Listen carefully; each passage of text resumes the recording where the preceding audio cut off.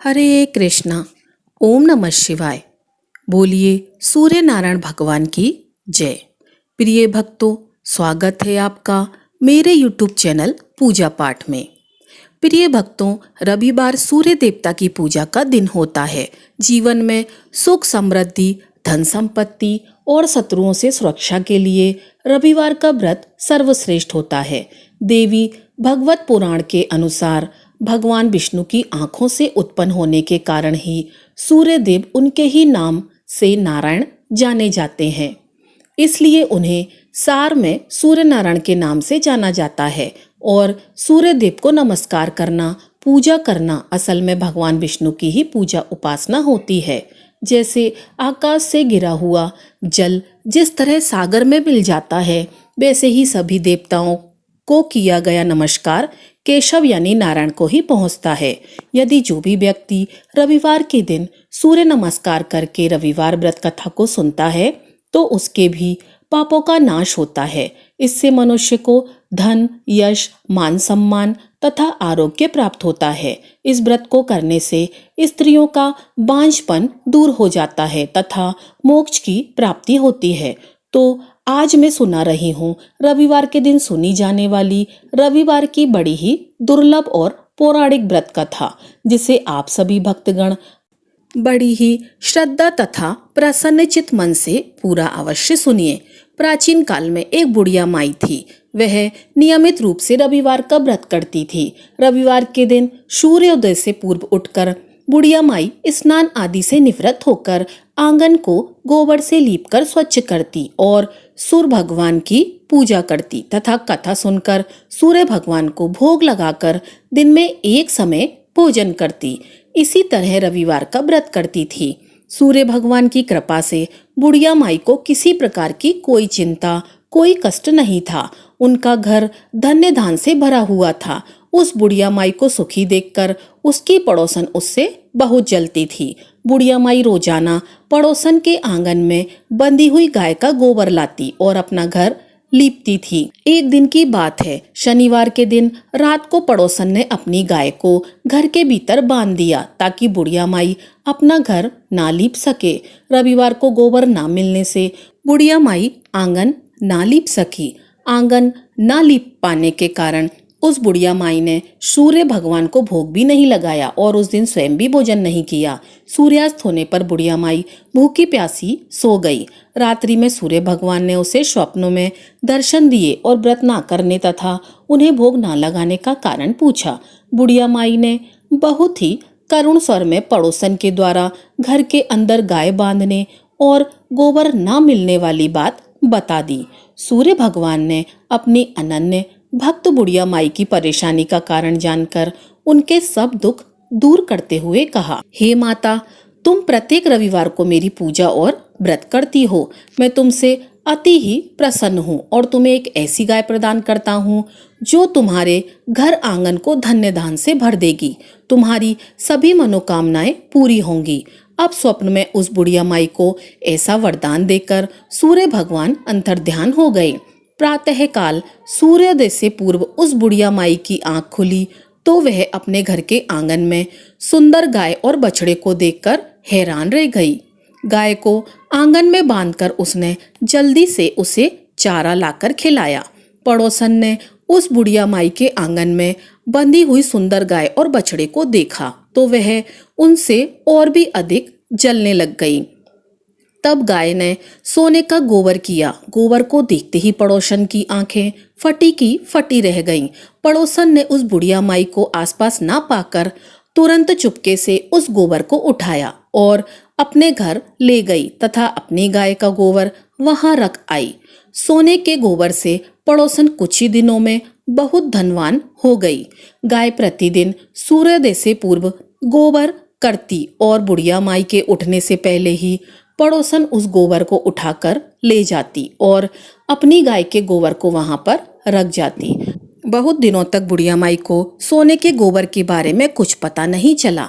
बुढ़िया माई पहले की तरह हर रविवार को भगवान सूर्यदेव का व्रत करती और कथा सुनती थी। अब सूर्य भगवान को जब पड़ोसन की चालाकी का पता चला तो उन्होंने एक दिन तेज आंधी चलाई। आंधी का प्रकोप देखकर बुढ़िया माई ने अपनी गाय को घर के भीतर बांध दिया। अब पड़ोसन सोने का गोबर ना ले जा सकी। सुबह उठकर बुढ़िया माई ने सोने का गोबर देखा तो उसे बहुत ही आश्चर्य हुआ। उस दिन के बाद बुढ़िया माई गाय को घर के भीतर बांधने लग गई। सोने के गोबर से कुछ ही दिनों में वह बुढ़िया माई बहुत ही धनी हो गई। बुढ़िया माई के धनी होने से पड़ोसन और बुरी तरह जल भुनकर राख हो गई। अब की बार उसने अपने पति को नगर के राजा के पास भेजा और बुढ़िया माई के पास सोने का गोबर देने वाली गाय के बारे में बताया। राजा ने अपने सैनिक भेजकर बुढ़िया माई की गाय लाने का आदेश दे दिया। अब सैनिक बुढ़िया माई के घर पहुंचे। उस समय बुढ़िया माई सूर्य भगवान को भोग लगाकर स्वयं भोजन ग्रहण करने ही वाली थी। राजा के सैनिक जबरदस्ती गाय और बछड़े को लेकर महल की ओर चल पड़े। बुढ़िया माई ने प्रार्थना की, बहुत रोई, बहुत चिल्लाई, लेकिन राजा के सैनिक नहीं माने। गाय व बछड़े के चले जाने से बुढ़िया माई को बहुत दुख हुआ। उस दिन उसने कुछ नहीं खाया और भूखी प्यासी सारी रात सूर्य भगवान से गाय व बछड़े को लौटाने के लिए प्रार्थना करती रही। अब उधर गाय देखकर राजा बहुत ही खुश हुआ। सुबह जब राजा ने सोने का गोबर देखा तो उसके आश्चर्य का ठिकाना न रहा। उधर सूर्य भगवान को भूखी प्यासी बुढ़िया माई को इस तरह प्रार्थना करते देखकर उस पर दया आ गई। उसी रात सूर्य भगवान ने राजा को स्वप्न में कहा, हे राजन, उस बुढ़िया की गाय व बछड़ा तुरंत लौटा दो, नहीं तो तुम पर विपत्तियों का पहाड़ टूट पड़ेगा। तुम्हारे राज्य में भूकंप आएगा, तुम्हारा महल नष्ट हो जाएगा, तुम्हारी संतानें मृत्यु के काल में समा जाएंगी। प्रिय भक्तों, सूर्य भगवान के स्वप्न से बुरी तरह भयभीत होकर राजा ने प्रातः उठते ही गाय और बछड़ा बुढ़िया माई को लौटा दिए। राजा ने अपनी तरफ से बहुत सा धन देकर बुढ़िया माई से अपनी गलती के लिए क्षमा मांगी। राजा ने पड़ोसन और उसके पति को उसकी इस दुष्टता के लिए दंड भी दिया। इसके बाद राजा ने राज्य में घोषणा करवाई कि सभी स्त्री पुरुष रविवार का व्रत करें। जनता ने भी ऐसा किया। रविवार का व्रत करने से सभी लोगों के घर धन व धान्य से भर गए। चारों ओर खुशहाली छा गई। सभी लोगों के शारीरिक कष्ट दूर हो गए। निसंतान स्त्रियों की गोद भर गई। राज्य में सभी स्त्री पुरुष सुखपूर्वक जीवन यापन करने लगे। तो प्रेम से बोलिए सूर्य नारायण भगवान की जय। प्रिय भक्तगणों, अब आप सुनेंगे सूरज रोट की कहानी। इससे व्रत का संपूर्ण फल प्राप्त होता है। किसी गांव में एक माँ और उसकी बेटी दोनों सूर्य भगवान का व्रत किया करती थीं। एक दिन रविवार वाले दिन माँ ने बेटी से कहा, मैं किसी आवश्यक कार्य से बाहर जा रही हूँ, तू 2 रोट बनाकर रख देना। एक छोटा रोट बेटी के लिए और बड़ा रोट मेरे लिए बना देना, जो हम पूरा खा सकें, क्योंकि रोट को झूठा नहीं छोड़ते। रोट के आटे में नमक मत डालना, यह अलौना होता है। अब माँ चली गई और बेटी रोट बनाने लगी। तभी सूर्य भगवान एक साधु बाबा का भेष बनाकर वहाँ आए और भिक्षा मांगने लगे। बेटी ने कहा, मेरी माँ का रोट तो बन गया है, पर मेरा रोट बनेगा, उसमें से मैं आपको दूंगी। बाबा ने कहा, जो रोट बन चुका है उसी में से अभी दे दो, तो मैं जा रहा हूँ। लड़की ने माँ के रोट में से टुकड़ा तोड़कर साधु को दे दिया। माँ जब वापस आई तो बहुत नाराज हुई। हे लड़की, मेरी रोटी का टुकड़ा दे दिया, मेरी रोटी मुझ जैसे का वैसा ही दे। अब देखिए, वह लड़की को मारने लगी। बेटी मार से बचने के लिए वहां से डरकर जंगल में भाग गई और बड़ के पेड़ पर चढ़कर बैठ गई। सूर्य भगवान ने सोचा, बेचारी लड़की को मेरे कारण घर से निकलना पड़ा, इसलिए इसकी रक्षा मुझे ही करनी पड़ेगी। सूर्य भगवान रोज उसके लिए चूरमे का 1 लड्डू और 1 लोटा पानी भेज देते। लड़की बड़े मजे के साथ खाकर वहीं बैठी रहती। एक दिन एक राजा शिकार करते हुए उधर से निकला। थकान मिटाने के लिए उसी पेड़ के नीचे आराम करने रुका। राजा ने अपने सेवक से कहा, प्यास से जान निकली जा रही है, चुल्लू भर पानी मिल जाए तो प्राण बच जाए।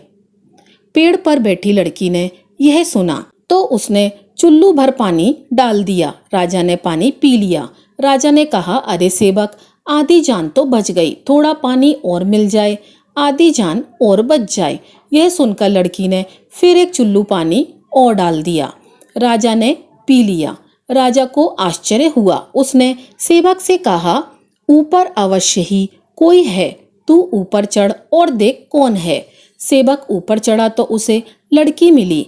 लड़की ने सेवक से कहा, भैया तुम यह स्वादिष्ट लड्डू खा लो और पानी पी लो, पर राजा को मेरे बारे में मत बताना। कह देना कि ऊपर कोई नहीं है, पता नहीं राजा मेरे साथ कैसा व्यवहार करेगा। अब सेवक भूख प्यास से परेशान था। उसने लड्डू खाया, पानी पिया और नीचे जाकर राजा से कह दिया कि ऊपर कोई नहीं है। राजा ने सेवक से कहा, तू ऊपर गया तो थका हुआ था और आया तो तरोताजा दिख रहा है। नहाया और खाया हुआ मनुष्य छिपता नहीं है। मुझे संशय हो रहा है, मैं खुद ऊपर जाकर देखता हूँ। राजा पेड़ पर चढ़ा, सुंदर सी कन्या को पाया। राजा ने कहा, डरो नहीं, तुम बहुत ही सुंदर हो, मेरे साथ चलो, मैं तुमसे विवाह करना चाहता हूँ। लड़की राजा के साथ चली गई। राजा ने उसके साथ विवाह कर लिया। साल भर में ही उसने एक सुंदर बालक को जन्म दिया। उसकी अन्य रानियां, उसकी देवरानी, जेठानी आदि उसकी और उसके पुत्र की सुंदरता से जलने लगी थीं।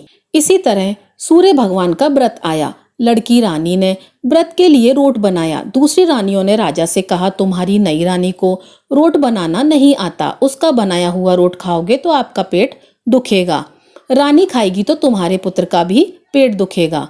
अब नई रानी ने यह बात सुन ली और उसने रोट को थाली के नीचे छिपा दिया और सूर्य भगवान से सहायता के लिए प्रार्थना करने लगी। राजा ने जब पूछा, थाली के नीचे क्या है, तो उसने कहा कि मेरे गरीब पीहर से आया हुआ उपहार है। राजा ने थाली उठाई तो देखा उसके नीचे सोने का चक्र था। राजा ने कहा, वाह, गरीब पीहर वालों का ऐसा उपहार। नई रानी चुप रही। एक दिन रानी खिड़की में खड़ी थी, तभी उसे उसकी माँ दिखाई दी, जो दरिद्र अवस्था में सब्जियां बेच रही थी। उसने सोचा, माँ को यहाँ बुला लें तो यहाँ आराम से रह लेगी। इतने नौकर चाकर में वह भी काम कर लेगी और किसी को पता भी नहीं चलेगा। उसने माँ को बुलाया। रानी की माँ आते ही वही बात रोने लगी। हे लड़की, मेरी रोटी का टुकड़ा दे दे, मेरी रोटी मुझे जैसी की तैसी चाहिए। रानी ने सोचा, कहीं सबको पता ना चल जाए कि मैंने अपनी माँ को इस तरह महल में बुलाया है, मुसीबत हो सकती है। उसने माँ को चुपचाप एक कमरे में रहने को कहा, बाहर से ताला लगा दिया। रानी की देवरानी, जेठानी व अन्य रानियां राजा से कहने लगी कि नई रानी का व्यवहार संदेह पैदा करता है। एक औरत महल में घुसी थी, पर वह वापस नहीं निकली। अब छोटी रानी ने यह सुन लिया। वह सूर्य भगवान से इस विपत्ति से बचने की प्रार्थना करने लगी। राजा ने वहां आकर उस कमरे की चाबी मांगी। राजा ने कमरा खोला तो वहां सोने की एक मूर्ति थी। राजा ने पूछा, यह मूर्ति यहाँ कैसे आई? रानी ने कहा, मेरे गरीब पीहर का उपहार है। राजा ने कहा, तुम्हारे गरीब पीहर से इतनी कीमती उपहार आते हैं, मुझे तुम्हारा पीहर देखना है, हम वहां चलेंगे। रानी ने फिर सूर्य भगवान की मदद मांगी। सूर्य भगवान ने कहा कि मैं 1.25 पहर की व्यवस्था कर दूंगा, लेकिन फिर मुझे नगरी में उजाला करने जाना होगा। सूर्य भगवान ने जंगल में माया नगरी बसा दी। महल, झरोके, बाग बगीचे, रिश्तेदार सब माया से बना दिए। महल की रसोई में कई प्रकार के व्यंजन बन गए थे। सबसे मिलकर और खा पी कर रानी ने राजा से वापस चलने को कहा। राजा ने कहा, जल्दी क्या है, थोड़ा आराम कर लें। रानी ने बड़ी मुश्किल से राजा को वापस चलने के लिए मना लिया और वे रवाना हो गए। थोड़ी दूर जाने पर राजा को ध्यान आया कि उसकी कटार वहीं रह गई है। राजा ने सेवक को कटार लेने भेज दिया। सेवक वहां गया तो देखा कि वहां जंगल के सिवाय कुछ भी नहीं था। कटार झाड़ी में पड़ी थी। कटार लेकर सेवक आया और उसने यह सब बात राजा को बताई। राजा को पहले ही शक था। उसने कटार निकाल ली और गुस्से में आकर रानी से सच बताने को कहा। रानी ने सब कुछ सच सच कह डाला और सूरज भगवान की कृपा और मदद के बारे में बताया। यह सुनकर राजा बहुत ही खुश हुआ और रानी को सूरज रोट का व्रत अच्छे से करने को कहा। रानी का मान और भी बढ़ गया। हे सूरज भगवान, जैसा सुख उस लड़की को दिया वैसा ही सुख कहानी कहने वाले, सुनने वाले और सभी परिवार को प्राप्त हो। बोलो सूर्य भगवान की जय। प्रिय भक्तों, यह थी हमारी आज की कथा। अगर आपको कथा अच्छी लगी हो तो वीडियो को लाइक कीजिएगा और चैनल को सब्सक्राइब कीजिएगा। आपका दिन शुभ हो।